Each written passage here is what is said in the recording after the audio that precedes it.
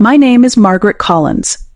I'm 59 years old, a widow, and I live in a quiet neighborhood in Oregon.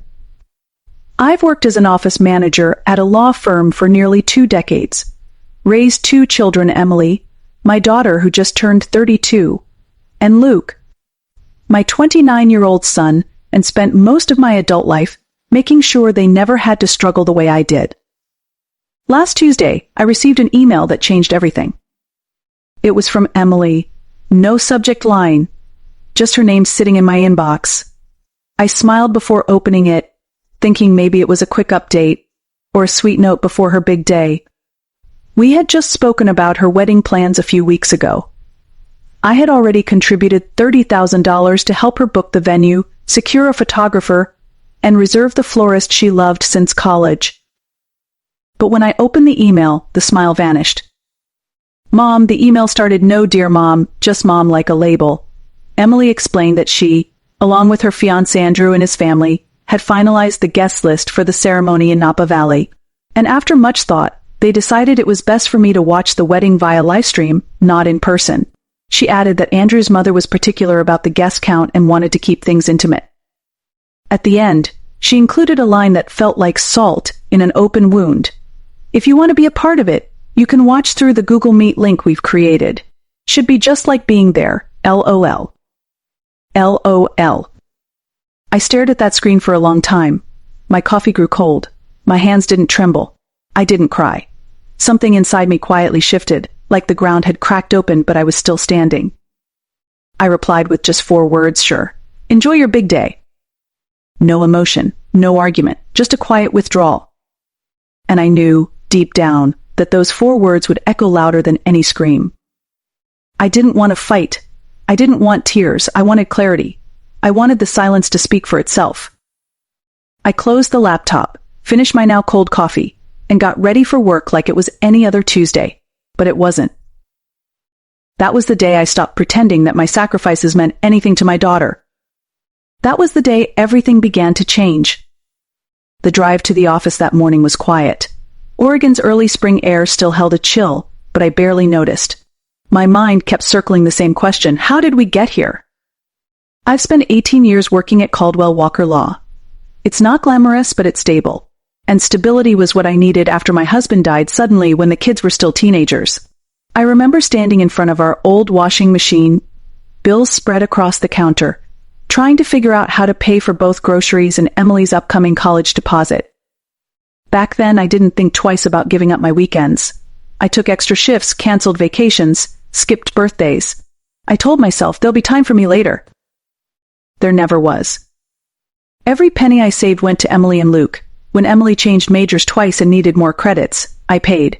When she moved across the country for a short-lived job in New York, I covered her deposit and plane ticket. When she cried through her second breakup at 27, I flew out, held her hand, and made her tea in a kitchen that didn't feel like home.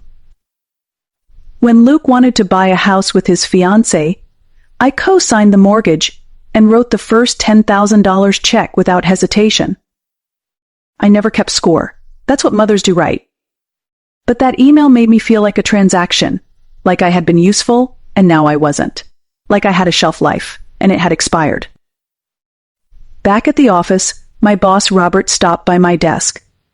He's one of those rare men who remembers birthdays and how you take your coffee. He noticed something was off right away.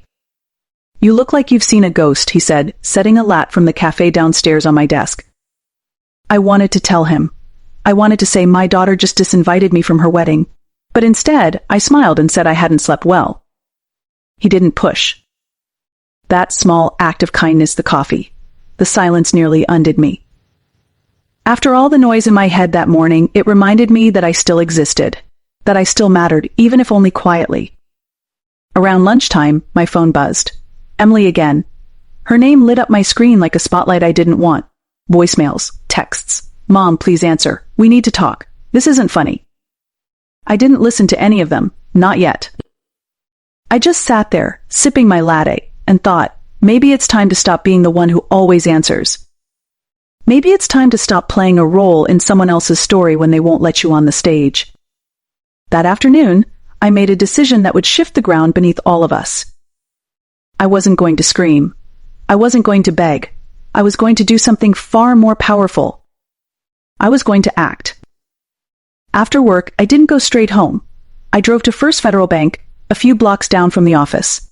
Carlos, the branch manager, had helped me with everything from setting up college funds to adjusting retirement contributions. He always greeted me by name. "Mrs. Collins," he smiled, standing to shake my hand. "What can I do for you today?" I sat down across from him and placed my purse on the floor. My voice was calm, almost too calm. "I need to cancel a wire transfer," I said. He blinked. "The one to the Napa venue?" "Yes, that one." Carlos hesitated. "There may be a cancellation fee depending on timing, but may I ask why?" "The circumstances have changed," I replied, without elaborating. He looked something up on his screen. "You're in luck. It hasn't processed yet. Just in time." He paused, then looked up at me. "Are you sure, Mrs. Collins? $50,000 is a significant amount." I nodded. "I'm sure." $50,000. That was the amount I had planned to send next, on top of the $30,000 already gone. $80,000 total, for a wedding I wasn't allowed to attend. I signed the necessary forms and left the bank without a second thought. By the time I got home, there were 9 missed calls from Emily, 2 from Luke. One voicemail simply said, "Mom, please, don't do this." I turned off my phone. In the kitchen, I reached for the bottle of red wine I'd been saving for Thanksgiving. I hadn't opened it back then. Emily was supposed to visit, but she canceled last minute. "Work," she said. I poured a glass, took it out to the porch, and sat in the fading sunlight. Birds chirped in the trees. A neighbor's dog barked. Everything felt still. And then the memories started coming in waves. All the birthdays I planned alone. All the holiday dinners where I pretended I wasn't waiting for a call that never came. All the small sacrifices that nobody noticed. The new shoes I didn't buy. The car I drove for 14 years. The vacations I postponed. I thought about Andrew's mother, the woman who barely knew Emily, yet her opinion carried more weight than mine. The woman whose idea of family meant excluding the one person who had carried Emily through every hard season of her life. I thought about the way Emily signed off her email with LOL. As if watching your own daughter's wedding through a screen was a joke. And finally I thought about myself, not as a mother, not as a widow, but as a woman. What did I want? Peace, dignity. A life that didn't revolve around being useful to people who only showed up when they needed something. That night, around 9 p.m., the doorbell rang. I thought about ignoring it, but curiosity got the better of me. It was Luke, still in his office clothes, tie loosened, sleeves rolled up. He looked uncomfortable, holding his phone in one hand like a shield. "Mom," he said, stepping inside before I could speak. "Why aren't you answering your phone? Emily's freaking out." I shut the door calmly. "Hello to you too." He sighed, already pacing. "She says you're not coming to the wedding now, that you're being difficult." I laughed. Difficult? For not attending a wedding I was uninvited from? He shifted uncomfortably. "Andrew's parents are footing most of the bill, Mom. You know how traditional they are." I raised an eyebrow. Traditional? I already paid $30,000. I was about to give $50,000 more. That's not tradition, that's a be-out. He froze. "Wait, you were sending another 50. "Was," I said, sipping my wine. "But not anymore." Luke's face went pale. "Mom, they're counting on that. The venue, the food, the—" "Not my problem anymore," I said evenly. His voice rose. "Of course it's your problem. She's your daughter." "And I'm her mother," I said quietly. "A mother who was told to stay home and watch from a screen." He ran his hands through his hair, visibly agitated. "You always make everything about yourself." And that was it. That was the moment something inside me finally gave way. "Get out of my house." "What?" "You heard me, Luke. Get out." "Mom." "No," I said, firm but soft. "I've given everything I had, and I'm done being the villain in a story I wrote with love." Luke stood there for a second longer, then turned and walked out. The door clicked behind him quietly, but it felt louder than any slam. I stood in the middle of my living room, heart pounding, and realized something startling. I didn't feel guilty. I felt free. The next morning I woke up to 43 missed calls and a string of frantic messages from Emily. They started with passive-aggressive guilt. Mom, we need to talk. Why are you doing this? This is childish. Then the tone shifted. The venue just called. The payment didn't go through. We're going to lose everything if we don't pay by tomorrow. Andrew's parents are furious. They said this proves they were right about you. At 3:24 a.m., she sent. I don't understand why you're doing this to me. I smiled into my coffee.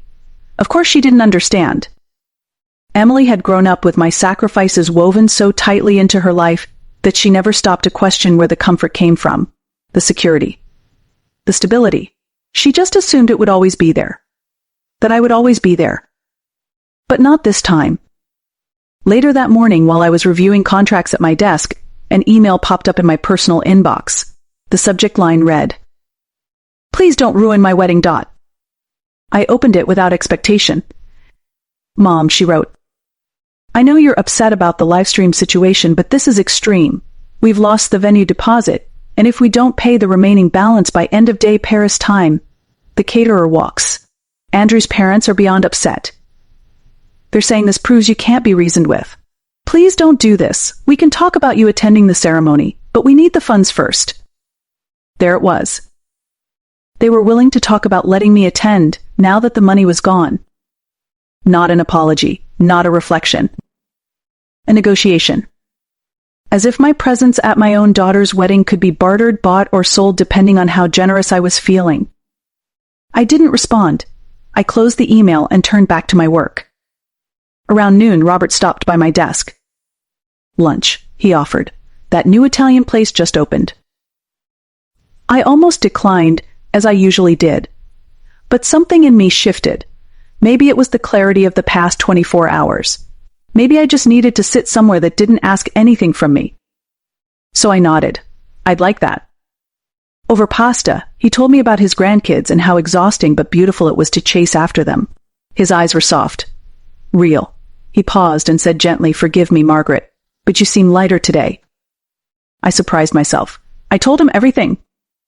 About Emily, the email, the wedding, the money, and what I did. When I finished, he didn't judge. He didn't try to fix anything. He just said, "Sometimes the hardest part of love is setting boundaries, especially with the people we've given the most to." He reached across the table and briefly squeezed my hand. "I think you did the right thing."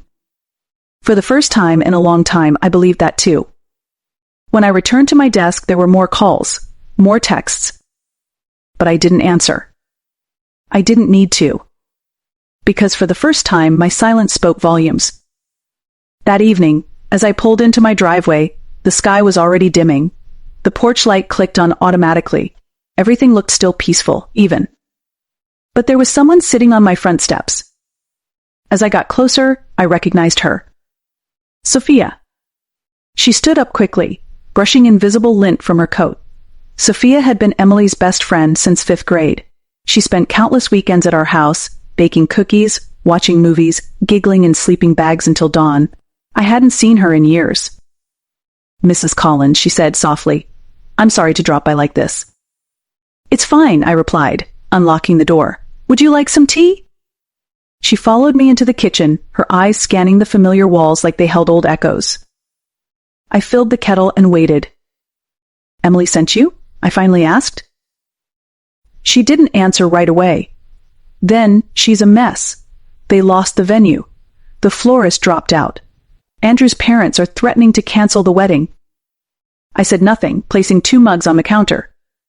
"She's panicking," Sophia continued. "She knows she messed up. She just doesn't know how to fix it." "Is that why you're here?" I asked. "To fix it?" She shook her head. "No, I'm here to ask, is there anything she can say or do to change your mind?" I paused. Was there? Would an apology change the way it felt to be excluded? To be used like a bank account? To be told you're not welcome unless your money is? I looked at Sophia, still young, still hopeful. "No," I said quietly. "There isn't." Her shoulders sagged. "Not even if she apologizes?" I handed her a mug of tea. Words are easy, Sophia. Especially when people are desperate. But the people who love you, they don't wait until you cut them off to see you. Sophia looked down into her tea, nodding slowly. I get it, she said. Even if she doesn't. I'm sorry, Mrs. Collins. You don't need to be, I replied. We stood in silence for a moment, two women from different generations connected by one hard truth. Sometimes love has limits. Sometimes the only way to be seen is to walk away. Sophia didn't stay long. She didn't try to argue. She just thanked me, hugged me gently, and walked back into the night. And I finally closed the door on a version of myself I had long outgrown. The wedding never happened, not as they planned, anyway. They scrambled to find another venue, but everything was either booked or far too expensive without the money I had once promised. According to Luke, they ended up doing a small backyard ceremony weeks later, just a few relatives and Andrew's parents. I wasn't invited. And this time, I didn't need to be. In the weeks that followed, Emily sent one more email, a long one, emotional, half apology, half justification. I read it once, then archived it. I wasn't angry anymore, just done. There's a strange peace that comes with letting go, not in rage, but in clarity. For the first time in decades, I woke up not wondering who needed something from me, not bracing for another guilt trip disguised as love. I made a new rule for myself. If my presence is negotiable, then so is my effort. I go to work. I read novels. I joined a pottery class. I have dinner with friends who see me, not what I can give them. And I've learned something I wish I'd known sooner. You don't have to burn yourself to keep others warm. If this story resonated with you, share it, comment below. And don't forget to like and subscribe. Sometimes the strongest kind of love is the one you finally give to yourself.